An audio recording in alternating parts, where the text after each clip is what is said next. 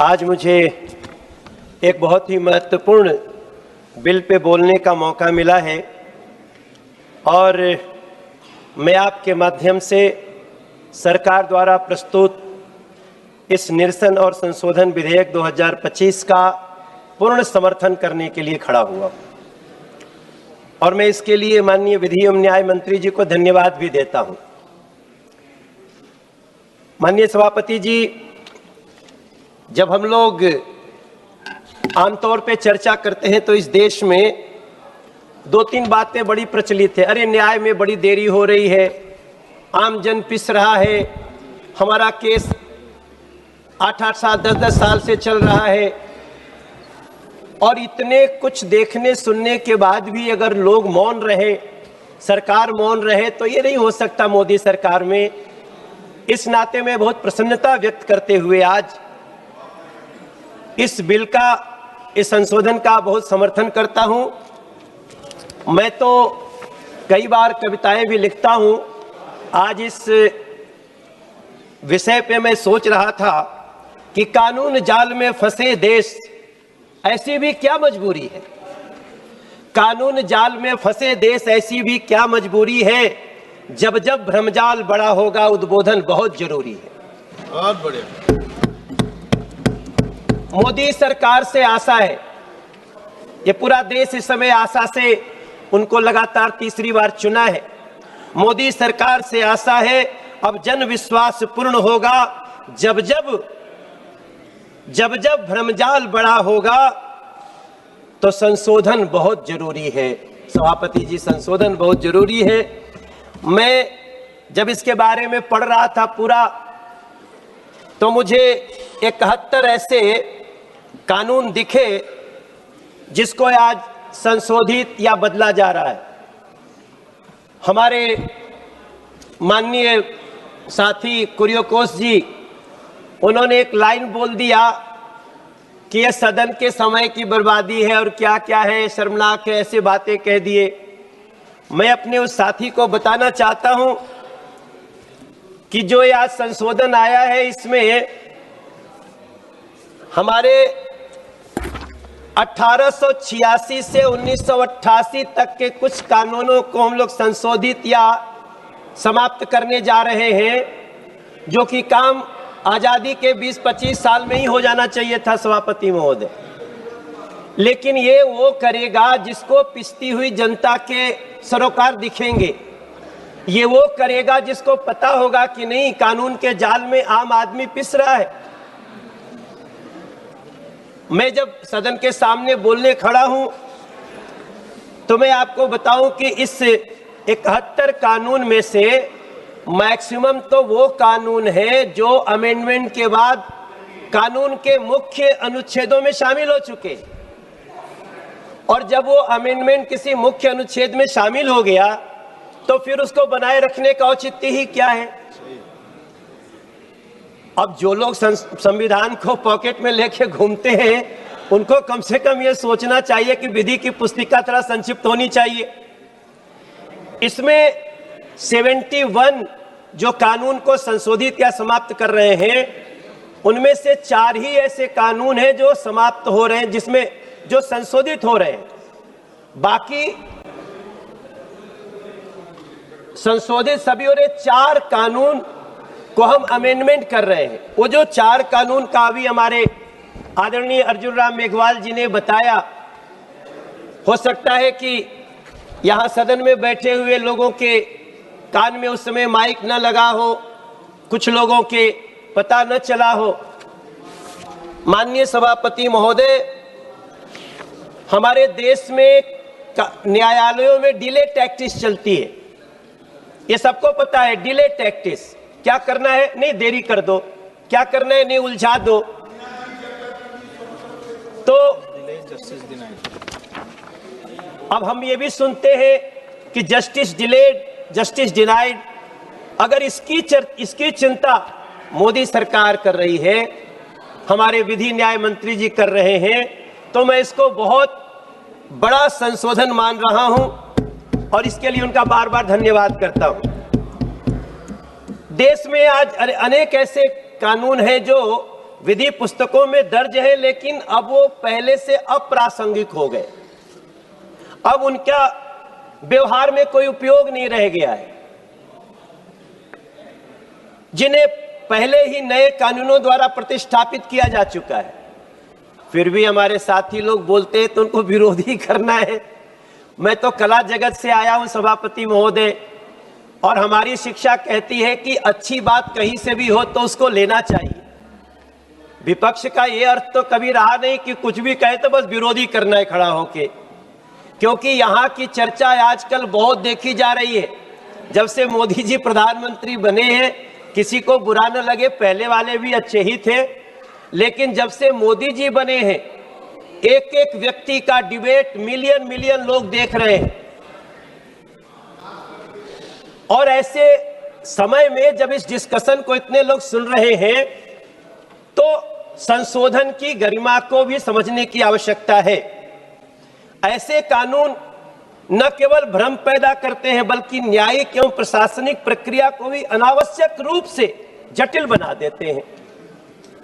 इन 71 कानूनों में वैसे तो बहुत सारे हैं, जिनको साथियों को पढ़ना होगा पढ़ेंगे, लेकिन 2016-2018 में भी हम लोगों ने कई अमेंडमेंट किए जो मुख्य अनुच्छेद में शामिल हो गया है, इसलिए उसका वहां बने रहने का कोई औचित्य नहीं है, वो केवल भ्रम ही पैदा करेगा।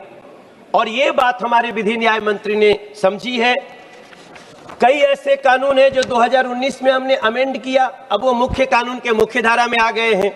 2020 में भी किया, 2021 में भी किया, 2022 और 23 में भी किया, लेकिन वो अमेंडमेंट करने के बाद, ये तो मैं तो थोड़ा सा कम अनुभवी हूँ, हमारे और साथी तो ज्यादा अनुभव, मैं तो भी तीसरी बार का सांसद हूँ।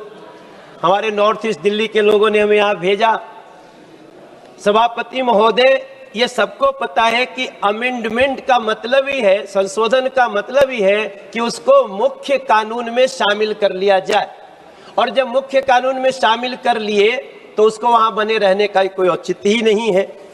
अब इस आधार पे मैं तो एक लाइन हमारे प्रधानमंत्री जी की आजकल भारत के गली गली में हर ऑफिस में चलती है, और वो है मिनिमम गवर्नमेंट और मैक्सिमम गवर्नेंस, न्यूनतम सरकार और अधिकतम सुशासन, गुड गवर्नेंस।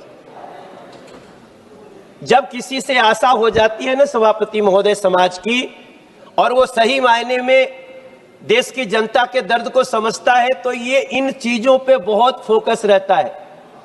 मुझे आज, मैं जब कहीं जाता हूं देश में बात करने लोगों से, मैं जब लोगों को पूछता हूं भैया आजकल आपको अपने परिचय के लिए टेस्ट तो नहीं कराना पड़ता है गेस्टेड अधिकारी से, तो लोग याद आता है अचानक से, हाँ हाँ भैया अब तो नहीं करना पड़ता है, अब तो हमनी के काम ऐसे ही हो जाता। बिहार में, यूपी में, झारखंड में, जहां जहां लोग जाते हैं, तब उसके पीछे सोचिए कितनी बड़ी सोच होगी। कभी ऐसे ही संशोधन से हुआ था, इस देश में सेल्फ अटेस्टेशन आया था। इस सदन का ये कार्य कितना बड़ा हुआ है। आज हम जो लिखेंगे उसको देश की सरकार मान लेगी, क्योंकि वर्तमान प्रधानमंत्री, वर्तमान सरकार को देश के प्रत्येक व्यक्ति पे विश्वास है, और विश्वास मोदी जी ने दिया है। आज उसी के तहत हम जहां के सांसद हैं दिल्ली में, हम लोग अपनी पुलिस कमेटी के हेड होते हैं जिले के। पहले डीएसपी, डीसीपी, एसीपी, डीसीपी डरते थे कि हम ये केस करके जाएंगे, फिर हमें बाद में गवाही देने आनी पड़ेगी। मैं धन्यवाद करता हूं अमित शाह जी जैसे गृह मंत्री का, जिन्होंने एक कानून बदल करके अब जो वर्तमान में है वही उसका ध्यान रखेगा, वो पद ध्यान देगा, ऐसा करके न जाने कितने करोड़ों लोगों का काम आसान कर दिया है। तब में जब ये रिपील बिल आया है, मैं आपको संघर्ष करने चार वो कानून जिनको हम लोग संशोधित कर रहे हैं, बाकी तो हम लोग खत्म कर रहे हैं क्योंकि आवश्यकता नहीं, उस पर मैं थोड़ा सा ध्यान देना चाहता हूं। हमारी एक द जनरल क्लॉजेज एक्ट 1897, और संत समाज में सभापति महोदय, जब हम कहते हैं ना सर्व, सेंड, गिव, नोटिस, तो इन शब्दों का अर्थ क्या होगा ये हमें ही परिभाषित करना होता है। देश के हजारों केंद्रीय कानून इसी पे निर्भर है। इसलिए अब जैसे एक उदाहरण मैं देता हूं, धारा 27 कहती थी, पहले कानून की स्थिति क्या थी?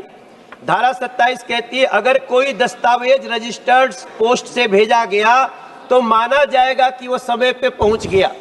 जी मैं अब सोचिए, माना जाएगा कि समय पे पहुंच गया, कोर्ट में बहस हो रही है, रजिस्टर्ड पोस्ट अब सेवा व्यवहार में ही नहीं है, समाप्त हो चुकी है। तो जब वो रजिस्टर्ड पोस्ट ही समाप्त हो चुका है तो उसकी जगह स्पीड पोस्ट विथ रजिस्ट्रेशन करना, कानून को सेवा प्रणाली के अनुरूप अपडेट करना, ये बहुत बड़ा कार्य है। एक जो अभी हमारे विधि मंत्री जी ने बताया, मैं तो सुन के भी हैरान हूं कि हमारे देश में अभी भी बाबा साहब भीमराव अंबेडकर जी की भावनाओं को ऐसे चोट पहुंचाई जाती थी। अगर ये संशोधन नहीं आता, आप सोचिए कलकत्ता में, चेन्नई में और एक जगह मुंबई में कुछ समुदायों को धारा 213 कहती है, इसमें थोड़ा सा मुझे समय दीजिएगा। धारा 213 कहती है कि हिंदू, सिख, जैन, बुद्धिस्ट, पारसी, मुंबई, चेन्नई, कोलकाता में भले इनकी वसीयत हो गई, लेकिन जब तक वो प्रोवेट नहीं होगी, न्यायालय से उसको अधिकारता नहीं मिलेगी, तब वहां तक नहीं जाएंगे, उनको नहीं विल माना जाएगा। जबकि मुस्लिम कम्युनिटी या ईसाई कम्युनिटी के लोगों का विल ही मान लिया जाएगा। ये देश में इतना बड़ा असमानता, बाबा साहब भीमराव अंबेडकर जी के सपनों को ऐसे चोट, और उसके बाद भी हमारे साथी कह रहे हैं समय की बर्बादी है। मैं समझता हूं अब सभी को विल का जो असली अर्थ है वो यहाँ पर भी लागू होगा। हम अपने साथ साथ विधि न्याय मंत्री जी को बहुत धन्यवाद देना चाहते हैं। आप कृपया जी हम लास्ट में एक बात करेंगे, डिले टैक्टिस पे जब हम बात कर रहे थे, नोटिस कैसे जानी चाहिए, इस पर भी हमने थोड़ा संशोधन की बात की है और हमें पूरा विश्वास है कि इस संशोधन के साथ अब डिजास्टर मैनेजमेंट, अंत में मैं सभी लोगों के सामने डिजास्टर पूर्व तैयारी से उसकी तैयारी करेंगे, तब हम उसमें सही तरीके से जब ऐसी समस्या हो तो हम उसका निवारण कर सकते हैं। मैं मानता हूं सभापति महोदय, धन्यवाद माननीय हमारे श्री लालजी वर्मा जी। माननीय अध्यक्ष जी, मैं सदन से आग्रह करता हूं कि निरसन और संशोधन विधेयक 2025 को सर्वसम्मति से पारित कर देश को एक सरल, प्रभावी और नागरिक हितैषी कानून ढांचा प्रदान किया जाए। ये मैं आपसे प्रार्थना करते अपनी वाणी को विराम